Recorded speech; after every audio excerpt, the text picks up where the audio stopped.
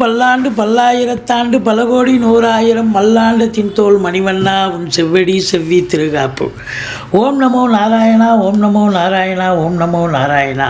ஸ்ரீமதி ராமானுஜாய நமக, ஸ்ரீமதி ராமானுஜாய நமக, ஸ்ரீமதி ராமானுஜாய நமக. ஓம் கருடாழ்வார் நமஸ்துதி, ஓம் கருடாழ்வார் நமஸ்துதி, ஓம் கருடாழ்வார் நமஸ்துதி. ஓம் சுதர்சனாய வித்மகே மா ஜுவாலாய தீமகே தன்ன சக்கர பிரச்சோத்யாத். ஹரிநாராயண துரித நிவாரண பரமானந்த சதாசிவ சங்கரன். உலகமெங்கும் வாழ்ந்து கொண்டிருக்கும் நேயர்களுக்கு டாக்டர் சைதை ராஜாவின் அன்பான வணக்கங்கள். நாம் இப்பொழுது இந்த எபிசோடில் தமிழ் மாத ராசி பலன், வைகாசி மாத ராசி பலன்களை பார்க்க போகிறோம். வைகாசி 10ஆம் தேதி பௌர்ணமி திதி வருகிறது. அன்றைக்கே பார்த்திங்கன்னா காஞ்சிபுரம் மகா பெரியவா ஸ்ரீ சந்திரசேகர சுவாமிகளுடைய ஜெயந்தி. அடுத்தது 24 வைகாசி அமாவாசை திதி வருகிறது. இந்த வைகாசி மாத கிரகங்கள் 12 ராசிகளுக்கும் எப்பேற்பட்ட பலனை வழங்கப் போகிறது என்பதை ஒவ்வொரு ராசியாக பார்க்கலாம் வாங்க. துலா ராசி காலபுருஷனுக்கு 7வது ராசி.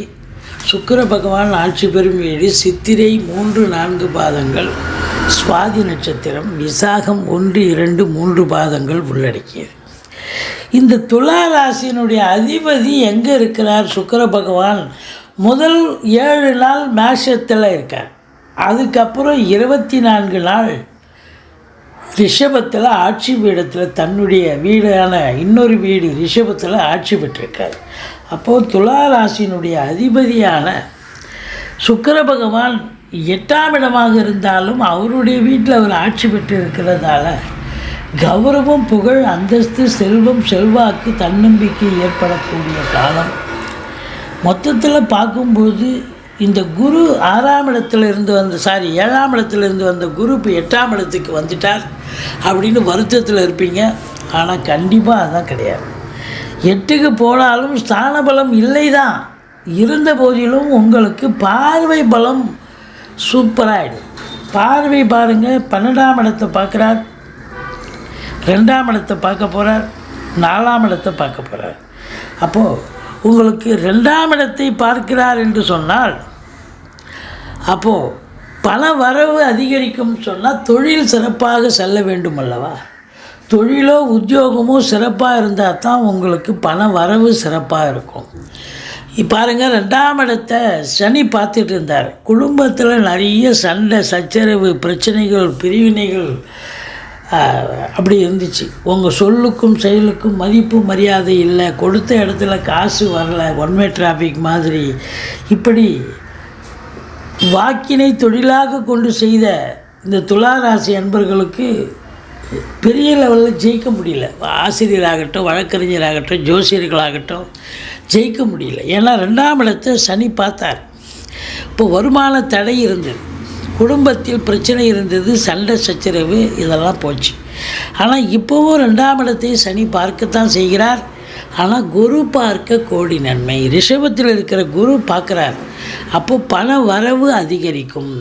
குடும்பத்தில் இருந்து வந்த சண்டை சச்சரவுகள் விலகி சகஜ நிலைக்கு மாறக்கூடிய ஒரு நிலை.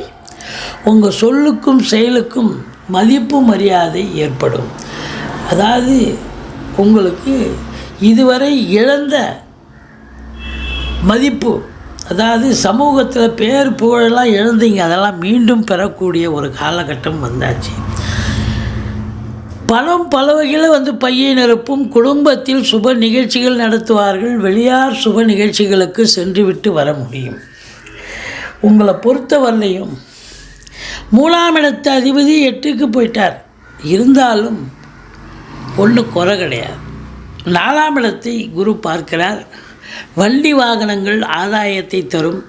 அசையா சொத்துக்கள் மூலம் வருமானம் கிடைக்கும். மற்றபடி உங்களை பொறுத்தவரையிலையும் 4ஆம் இடம் தாய் வழி சொந்தங்களால் அனுகூலம்.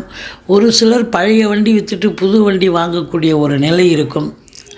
பிள்ளைகளை உயர்கல்வி படிக்க வைக்கக்கூடிய ஒரு அமைப்பும் இருக்கும் அப்படின்னு நம்ம சொல்கிறோம்.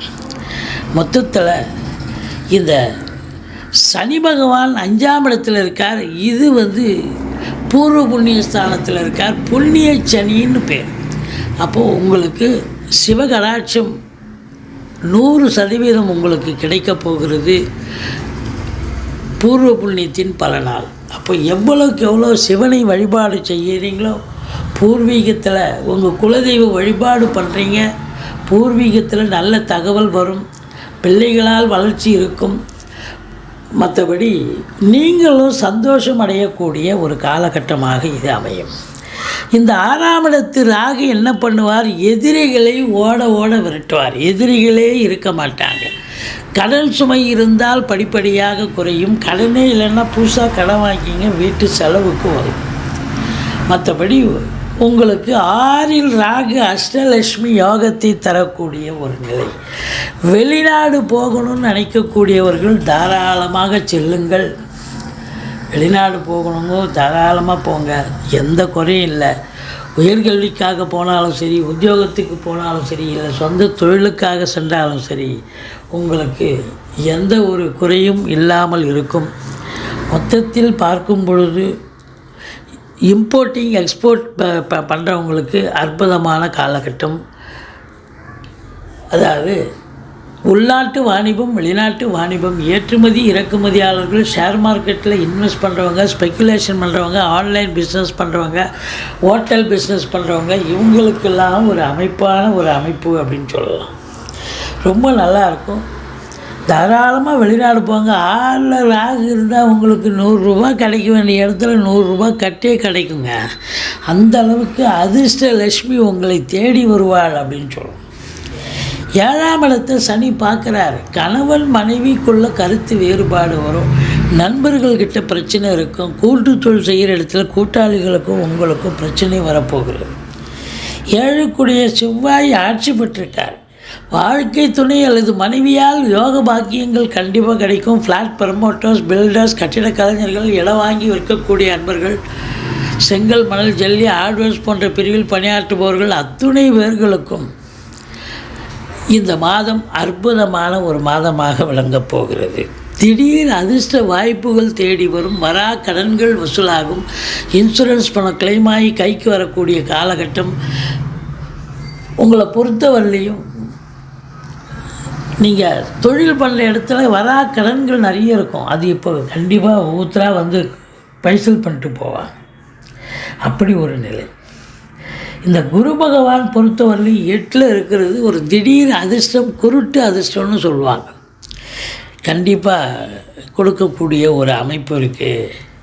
மற்றபடி உங்களுக்கு இந்த 12ஆம் வீட்டை குரு பார்க்கிறார். 12ல் கேது இருந்து இத்தனை நாளாக உங்களுக்கு தூக்கம் இல்லை. கோயிலாக போனீங்க வந்தீங்க. ஆனால் இப்போவும் கோயிலுக்கு போகலாம், தான தர்மங்கள் செய்யலாம், அன்னதானங்கள் செய்யலாம், எல்லாம் பண்ணலாம். ஆனால் நிச்சயமாக குரு கேது காம்பினேஷன் கோடீஸ்வர யோகத்தை தரப்போகிறது. ஞான மார்க்கத்தில் ஸ்பிரிச்சுவல்ஸ் எல்லாம் கொஞ்சம் இன்ட்ரெஸ்ட் அதிகமாக இருக்கும் அப்படின்னு சொல்லணும். மொத்தத்தில் ராசிநாதன் 24 நாட்கள் ஆட்சி பீடத்தில் இருக்கிறார். இது அம்சத்திலும் பெரிய ஒரு அம்சம். நிச்சயமாக இந்த ராசி அன்பர்களுக்கு, துலா ராசி அன்பர்களுக்கு இந்த குரு பெயர்ச்சி சாதகம் இல்லைன்னு நினைப்பீங்க.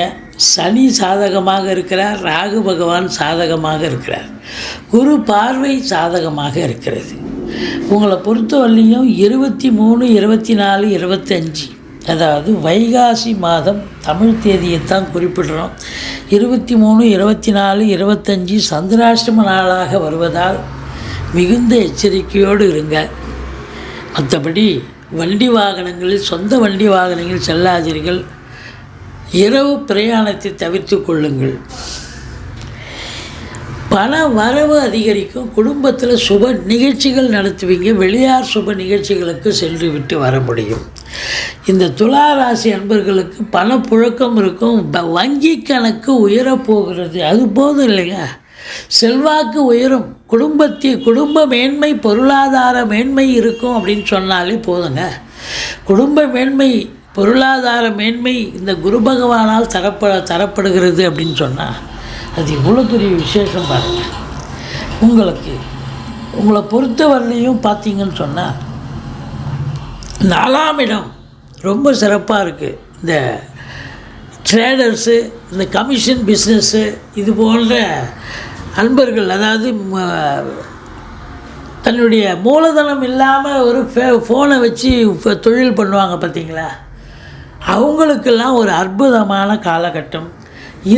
இரும்பு சார்ந்த தொழில் செய்யக்கூடியவர்களுக்கு உங்களுக்கு நல்ல ஒரு முன்னேற்றகரமான ஒரு நிலை இருந்தாலும் லாபம் இருக்கும், ஏட்டு கணக்கில் இருக்கும், கையில் வருவதற்கு காலதாமதம் ஆகும். மற்றபடி இந்த துலா ராசி அன்பர்கள் உங்களுக்கு 11ஆம் இடத்து அதிபதி 8ஆம் இடத்துக்கு போயிட்டார். மூத்த சகோதரர்களால் குருவோடு சேர்ந்ததால் உங்களுக்கு பரவாயில்லை. இல்லைன்னா அரசாங்கத்தில் ஏதாவது நீங்கள் வேலை ஆகணும்னு நினைக்கிறவங்க காலதாமதம் எடுக்கும். மற்றபடி குறை ஒன்றும் இல்லை. பத்திரிகை துறை, மீடியா துறையில் பணியாற்றுபவர்களுக்கு பொக்கிஷமான காலம். வழக்கறிஞர்கள், ஆடிட்டர்களுக்கும் அற்புதமான காலம். ஃப்ளாட் ப்ரமோட்டர்ஸ், பில்டர்ஸ், கட்டிடக் கலைஞர்கள், செங்கல், மணல், ஜல்லி, ஹார்ட்வேர்ஸ் போன்ற பிரிவில் பணியாற்றுபவர்களுக்கும் ஒரு சூப்பரான காலகட்டம். நீங்கள் வழங்க வேண்டிய தெய்வம் குரு தட்சிணாமூர்த்தியை வழிபாடு செய்யுங்கள். இல்லைனா ஏதாவது ஒரு குரு, ராகவேந்தர், சாய்ராம், அப்படி குருவை வழிபாடு செய்யுங்கள். மற்றபடி இந்த மாதம் உங்களுக்கு நலமோடும் வளமோடும் இருக்கப் போகிறீர்கள். வாழ்க வளமுடன்.